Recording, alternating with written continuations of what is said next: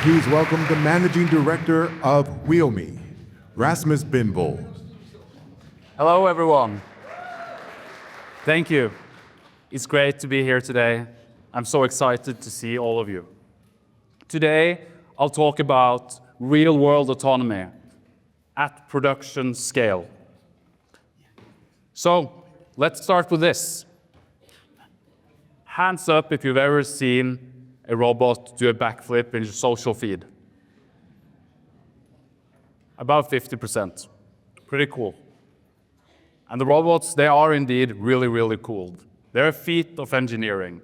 However, when it comes to the real world, such as factories, they don't necessarily reward the spectacle. They reward utilities. Such as factories, they run on schedule, cycle time, and safety. Another thing that we see today, that there is a widening gap in the labor market. It's basically a mismatch between all the tasks that needs to be done and the people that are available to do it, at least willing to do it. And increasingly so, especially the younger generation, don't want repetitive, dull, dangerous, and awkward jobs. And frankly, I do not blame them either. So, how would we go about solving the labor gap in the market?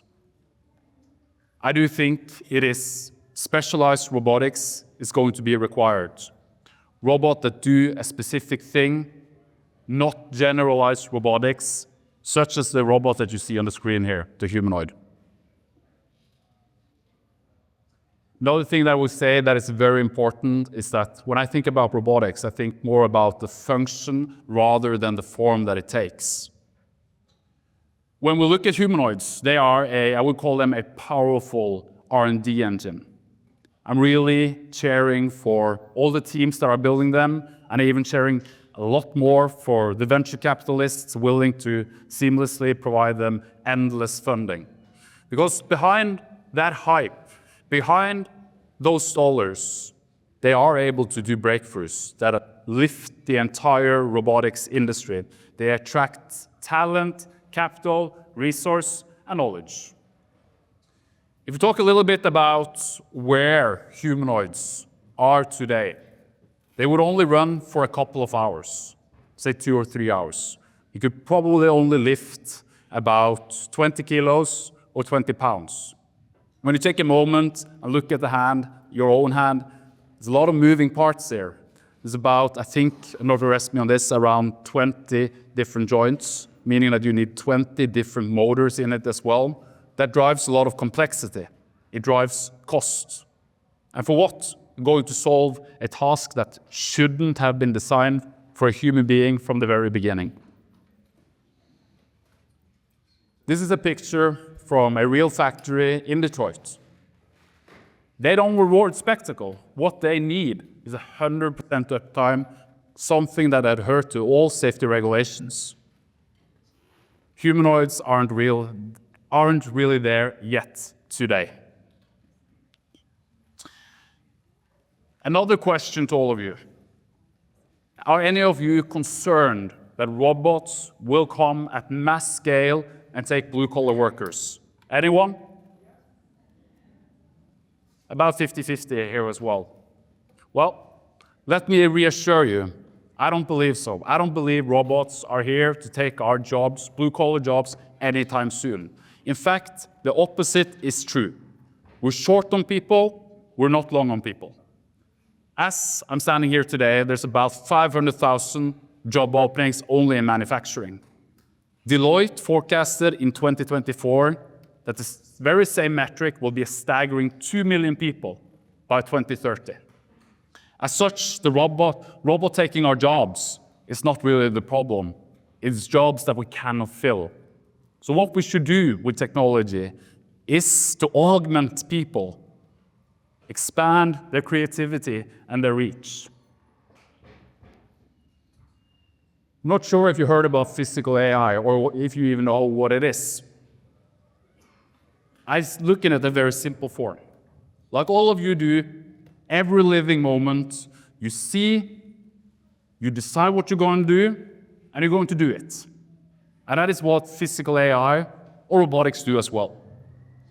Typically, you will see that robots have cameras and other sensors. This one can see me, obviously. It can see pallets, it can see forklifts, it can see things way beyond our human capabilities. It takes that input and start planning. What am I going to do? It's going to plan the most efficient and safest way to complete the task. If anything stops it midway, it will just replan and come up with a new solution. Lastly, it takes that input, often with use of motors or actuators to move arms or robot wheels to actually do what it has seen and decided to do. That's it. There's no real magic to robotics. I'm not saying it's not complex, but at the core of it, it's basically see, decide, and then do. You might wonder, where can I see physical AI? There's a couple of examples out there. Here, you have a cobot, as it's called. It's basically a collaborative robotic arm. It's very precise, it's repeatable, it never gets sick, it never gets bored, even at task million and a one. In this very example, it pours me a beer, which I found to be a very good exercise. But it also showcased that it can seal boxes or just stand there, press a button all day long if that is required. Here you have an autonomous retrieval system. It basically drives from the warehouse, drives into the rack, climbs the rack, picks a tote on top, descends down, and delivers on demand. Here you have autonomous mobile robots, such as this. You can find them in many different forms. You find them in hospitals, you find them in manufacturing, logistics, and many other industries. And the basic task is that they're going to deliver something from A to B to C, typically something that is heavy or dangerous to move. So, I want to tell you a story about where function is more important than form. And for this specific customer, they came to us. Again, a manufacturer in Midwest, here in Detroit. They said that we have some really big pain points at our assembly line. We tested a lot of things, but it didn't work, nothing. And all that they tested were too complex or too costly. What we did is that we went in, took their existing cart, replaced the caster wheels, or the regular wheels, if you will, added autonomous wheels to it, and it drove by itself. Nothing else changed. The only part of the equation that you removed was a person pushing a 700-pound cart through an area with a lot of forklift traffic. The output for the customer was improved working conditions, safer working conditions, greater efficiency, and lastly, which is also very important, a huge return on their investment. That is important if we're going to scale robotics for the future and simultaneously generate better conditions for the worker. Let me take one step back, talking about the humanoids. You could see that in the distant future that you would go and buy a robot and start pushing this around. But I do question if that is the right form factor. I do think that the right form factor in the future is still going to make other equipment intelligent and to do it task-specific. However, I don't know exactly what's going to happen in the future, but I know that as of today, similar solutions are the only ones there. Specialized robotics, not generalized robotics. When we apply physical AI to the dull and dirty and dangerous, we create better jobs, we enable people to be creative, to do problem solving.